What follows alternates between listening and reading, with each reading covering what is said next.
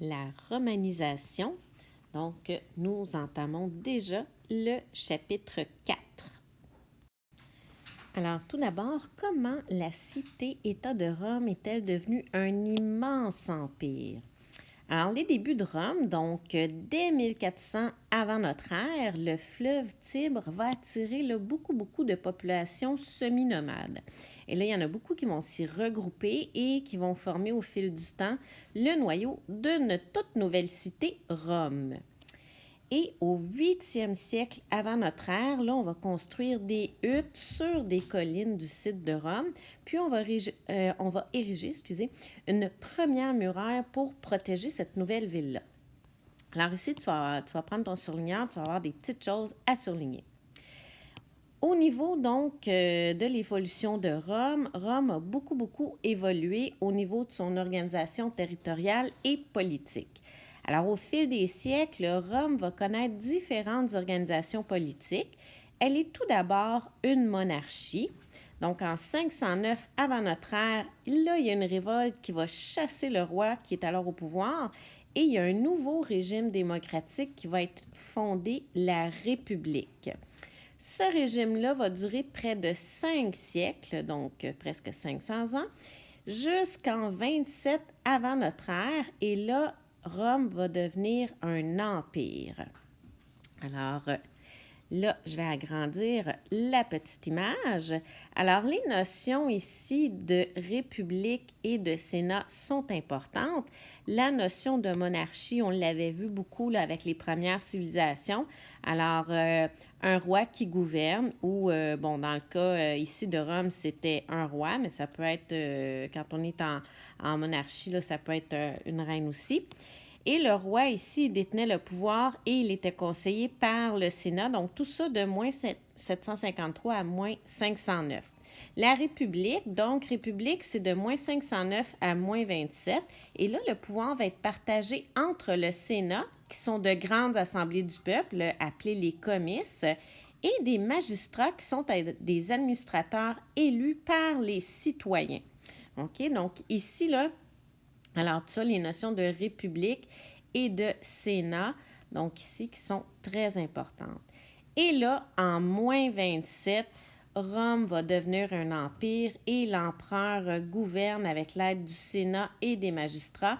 Et c'est l'empereur là, qui va vraiment détenir les principaux pouvoirs. Les conquêtes sous la République. Alors, c'est vraiment sous la République que Rome va entamer là, son expansion. Tout d'abord, Rome va chercher là, à assurer sa sécurité en éliminant tous ses ennemis. Et là, Rome va partir à la conquête du territoire de l'Italie. Elle va faire la guerre aux différents peuples qui l'habitent, comme les Latins, les Étrusques et les Grecs. Et ensuite, elle va étendre sa domination dans des régions de plus en plus éloignées pour défendre de nouveaux territoires conquis et donc de s'enrichir.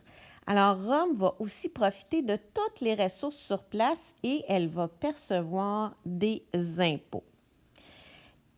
Rome va connaître quelques difficultés là, sous la République. Alors, tout d'abord, là, Rome est un très grand territoire, tellement vaste qu'il va devenir difficile de le contrôler.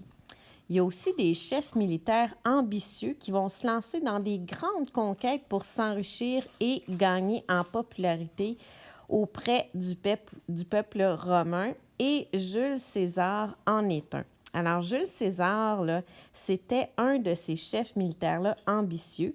Et là, de 58 à 51 avant notre ère, à la tête de ses armées, il va conquérir les territoires de la Gaule.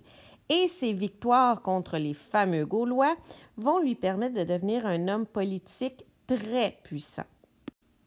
Alors, contrairement à ce que certains peuvent croire, Jules César n'était pas un empereur parce qu'on était encore sous le régime de la République. Et qui étaient ces fameux Gaulois? Bien, à l'époque de la conquête romaine, la Gaule n'était pas encore un territoire unifié. Donc, le peuple gaulois là, était constitué d'une multitude de tribus indépendantes qui partageaient cependant là, une même langue, le celtique, partageaient aussi des institutions, des traditions culturelles communes.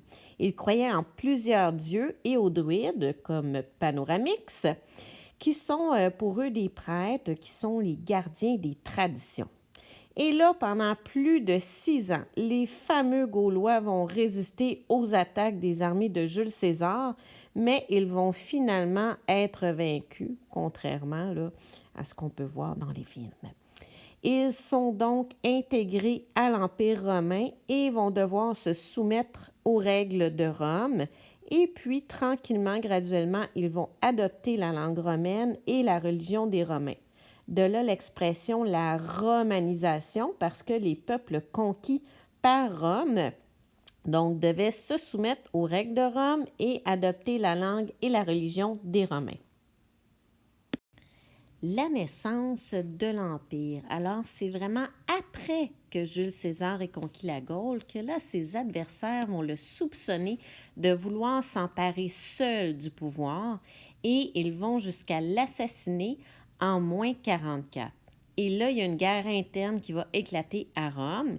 Et au terme de cette guerre-là, le fils adoptif de César, Octavien, prend le pouvoir à Rome. Et là, peu après, le Sénat va lui donner un nouveau nom qui est Auguste. Alors, Auguste va être le premier empereur de Rome. Et là, en moins 27, Auguste, donc, va diriger l'Empire, qui est un nouveau régime politique, l'Empire qui est dirigé par un seul homme puissant. Alors, Auguste, ce mot-là vient du latin Augustus, qui veut dire vénérable. Et habituellement, ce titre-là était réservé aux dieux romains. Mais là, à partir de ce moment, tous les empereurs vont porter ce nom. Et l'empereur, c'est un mot qui vient du latin imperator, qui veut dire celui qui commande et qui désigne donc le dirigeant d'un empire. Alors maintenant, je t'invite à aller faire les exercices, donc le petit espace résumé à la page 134, faire les exercices de la page 135 et ensuite, tu peux aller compléter les exercices interactifs du dossier 1 dans ta zone CEC. Bon boulot!